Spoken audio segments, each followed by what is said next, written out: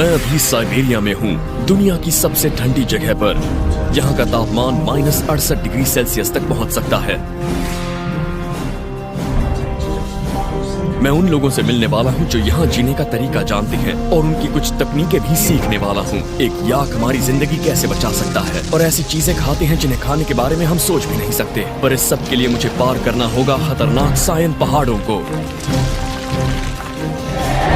और करीब 1 करोड़ 25 लाख वर्ग किलोमीटर में फैले इस इलाके का मिजाज भी यहाँ के मौसम जैसा ही है। ये बर्फीला वीराना मेरे लिए आज तक की सबसे बड़ी चुनौती बनने वाला है। अगर आप साइबेरिया में कहीं भटक जाते हैं तो यहाँ जिंदा बचने की उम्मीद ना के बराबर होती है। यहाँ खाने के लिए कुछ भी नहीं है और बिना किसी शक के ये दुनिया की सबसे ठंडी जगह है। मुझे सायन पहाड़ों पर उतारा जाएगा और ये पहाड़ बर्फ से ढकी चोटियों की बेहद खतरनाक श्रृंखला है। मेरे और मेरे पिकअप पॉइंट के बीच ये पहाड़ एक रुकावट है। मेरे पास कुछ जरूरत की बुनियादी चीजें हैं और मेरी कैमरा टीम मेरे साथ होगी। मेरा हेलीकॉप्टर अब इस चोटी से करीब 20 फुट ऊपर मंडरा रहा है और वहां पर मुझे एक कंगूरा दिख रहा है जिसके नीचे काफी भुरभुरी बर्फ होगी। ओके, मुझे वहीं जाना है।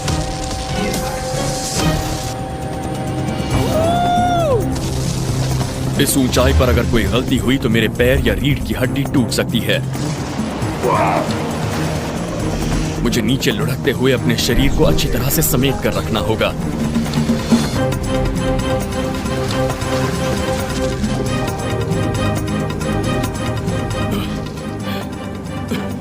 मैं यकीन से कह सकता हूं कि मैं उतर चुका हूं और आप जरा इसे देखिए।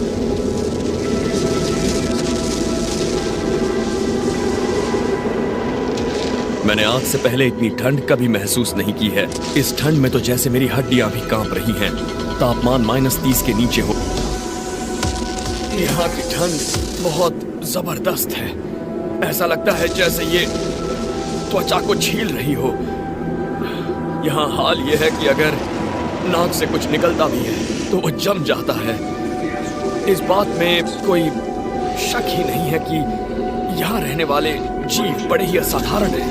मैं जिस हवा में सांस ले रहा हूँ वो भी बहुत ठंडी है और जैसे ही तापमान -40 के नीचे जाता है हमारे फेफड़ों में बर्फ के क्रिस्टल्स बनने लगते हैं और मुंह से खून आने लगता है।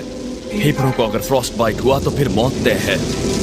साइबेरिया दुनिया की सबसे खतरनाक और ठंडी जगहों में से एक है और यहाँ का तापमान इस ऊंचाई की वजह से और भी कम है। साथ में ये हवा भी चल रही है। हवा ज्यादा तेज नहीं है लेकिन ये हर जगह पहुंच रही है।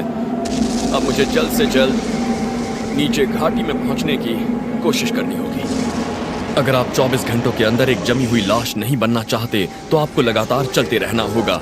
घाटी की तलहटी पर भी हवा है लेकिन ये उतनी खतरनाक नहीं है जितनी ऊपर थी। आप देख सकते हैं पहाड़ों के ऊपर से सूरज निकल रहा है और वो थोड़ा सा लाल भी है और यहाँ उत्तरी गोलार्ध में इसका मतलब है कि मौसम अब बदलने वाला है और अक्सर वो पहले से भी ज्यादा खराब होगा। यहाँ एक पुरानी कहावत है, रात का लाल आसमान पशुपालकों के पूरे होंगे अरमान। सुबह का आसमान हुआ लाल, समझ लो वो है मुसीबत का दूसरा नाम। इसकी वजह यह है कि लालिमा आती है उच्च दबाव में फंसे पराग और धूल के कणों से। अगर सुबह के समय नजर आए तो मतलब वो उच्च दबाव गुजर चुका है। शाम को उसे देखने का मतलब है कि वो आपकी तरफ आने वाला है। आसमान को पढ़ना सीखकर आप मौसम की मार से बच सकते हैं लेकिन यहाँ जमीन पर भी कम मुसीबतें नहीं हैं। पहाड़ से नीचे आने के लिए सबसे जरूरी है कि आपकी सोच पॉजिटिव हो, आपके अंदर ये काम करने का आत्मविश्वास हो। जब लोग जरा सी लापरवाही करते हैं तभी हादसे होते हैं, वो फिसल जाते हैं। तो बहुत जरूरी है कि नीचे उतरते वक्त आप अपनी रफ्तार खुद तय करें, पहाड़ को अपने ऊपर हावी ना होने दें। इतनी गहरी बर्फ में चलना थका देता है।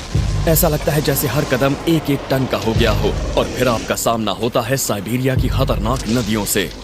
सर्दियों के मौसम में साइबेरिया की करीब सारी नदियां जम जाती हैं लेकिन यहाँ बर्फ के नीचे पानी बहता रहता है और आप उसकी आवाज सुन सकते हैं अगर आप शोर ना करें। इस वजह से इन नदियों को पार करना इतना खतरनाक होता है। अगर बर्फ की पतली परत टूट गई तो आप नदी में गिर जाएंगे और बाहर आना नामुमकिन होगा।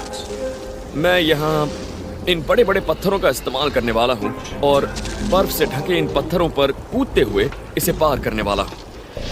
अगर इन पत्थरों पर पैर फिसला तो मैं बुरी तरह से घायल हो सकता हूँ, या फिर बर्फ की परत तोड़कर नीचे के बर्फीले पानी में जा सकता हूँ। देखा जाए तो ये शतरंज की एक बहुत बड़ी बिसात जैसा है, जहाँ सोच समझकर चाल चलनी पड़ती है और ये भरोसा करना पड़ता है कि सामने पत्थर ही है, बर्फ नहीं है। यहाँ कोई गलती हुई तो जिंदा बचने की संभावनाएं बहुत कम हैं। यहाँ दूर दूर तक कोई इंसानी बस्ती नहीं है और आपको कोई बचाने नहीं आएगा। मुझे अपने पैरों के नीचे बहते पानी की आवाज सुनाई दे रही है।